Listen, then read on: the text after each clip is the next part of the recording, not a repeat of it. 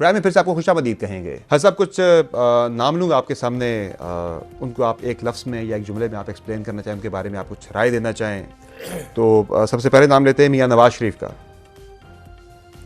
मियाँ नवाज शरीफ जो है वो पाकिस्तान की सियासत में मेरा नहीं ख्याल कि उसका हम पल्ला हौसले के लिहाज से, वफादारी के लिहाज से और विजन के लिहाज से आप देखें जब भी हुक्मरान बना पाकिस्तान की मईशत जो है बेहतर हुई है।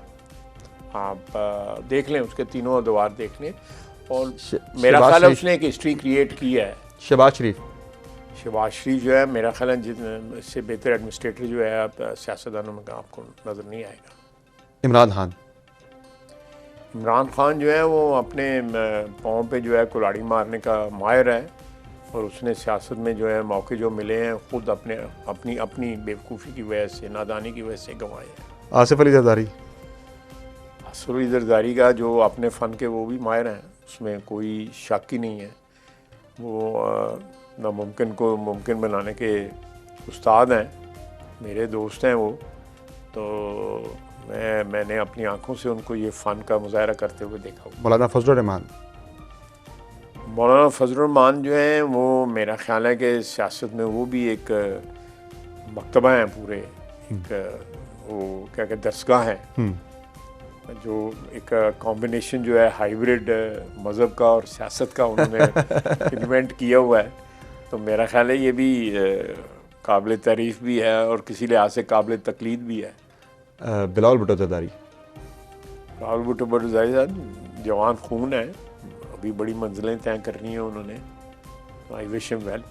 मरीम नवाज़ जो है इज़ ए मिरेकल मेकर। वो जो पंजाब में जो जिस तरह कर रही हैं, मेरा ख्याल है कि इंशाअल्लाह ताला अपनी टेन्योर मुकम्मल करके पंजाब को जो है जितना खूबसूरत और जितना शानदार वो बना देंगी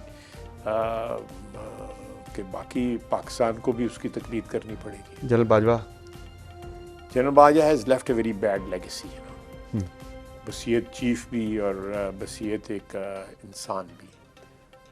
finally field marshal Syed Asim Munir. मैं उनकी गुफ्तगू से, उनके साथ मेरे इंटरेक्शन से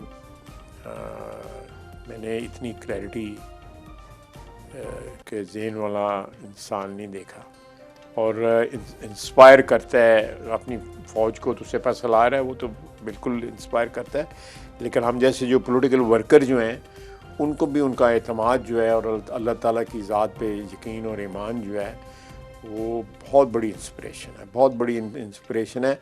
और मैं समझता हूँ कि जो मैं हाइब्रिड की बात करता हूँ उनमें उनकी मौजूदगी जो है वो इस हाइब्रिड के निज़ाम की कामयाबी और उसके बाद एक नॉर्मल जो है जो सियासत पाकिस्तान की होती है, इस खड्डे से हम निकल जाएंगे इंशाल्लाह। आप एक 19 सीटर जहाज़ पे सफ़र कर रहे हैं, चले कहते पंजाब हुकूमत का जहाज़ है, एक सीट आपके साथ खाली है, किसे लेना चाहेंगे, राना सनाउल्लाह को या एहसन इकबाल को?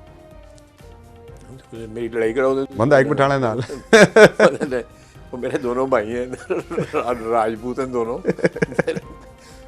मेरे लिए दोनों कोशिश करेंगे दोनों को एडजस्ट किया जाए। दोनों को मैं अपनी सीट दे दूँगा। अच्छा, फाइनली ये बताइएगा कि क्या राज है ऐसा, कौन से किधर संगी लोग पूछते हैं आपके पास के सियालकोट से 7 मरतबा रुकन कौमी असम्बली मुंतखब हुए आप? देखिए मेरी देखें इसमें मेन जो वजह जो है कि मेरे वालिद 51 में पहली दफ़ा इलेक्ट हुए, फिर 56 में इलेक्ट हुए, फिर 62 में इलेक्ट हुए, फिर 65 में इलेक्ट हुए, फिर एक 1970 वाला इलेक्शन जो है 100 वोट से हार गए, फिर वो सेनेट में आ गए, फिर उसके बाद नेशनल असेंबली में इलेक्ट हो गए। तो एक लेगेसी थी। और दूसरा मैं समझता हूँ कि मियाँ नवाज शरीफ की क़यादत का भी उसमें जो है ना एक मेजर रोल है मेरी सियासी ज़िंदगी में। उसके फॉर्मेटिव ईयर्स जो थे, उसके बाद जो मैं मैच्योरिटी आई, कोई उसको इमेच्योरिटी भी कहेगा, कोई मैच्योरिटी कहेगा, लेकिन मैं समझता हूँ कि मेरी सियासत जो मैंने इनहेरिट की अपने वालिद से, सियासत के आने के 6 महीने बाद मेरे वालिद फौत हो गए थे। मैं मार्च में इलेक्ट हुआ था, अक्टूबर में फौत हो गए थे। उसके बाद मेरी सियासत को जो उसकी शेप देनी, उसमें एक एक आप कह सकते हैं कि एक रूह फूंकनी या एक उसका जो इंस्पिरेशन लेनी, वो मियाँ नवाज शरीफ है बिल्कुल। और मैंने उसके हवाले से 36 साल से सियासत कर रहा हूँ।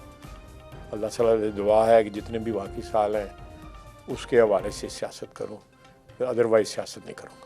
बहुत शुक्रिया ख्वाजा आसिफ साहब, आपने प्रोग्राम में कीमती वक्त दिया। नाज़रीन, आपने गुफ्तगू मुलाहिदा की वज़ीर दिफ़ा ख्वाजा आसिफ साहब की। ईद की खुशियाँ इसी तरह से इस उम्मीद के साथ कि आपकी जारी रहें, पाकिस्तान तरक्की करे, खुशहाल हो, पाकिस्तान में अमन हो।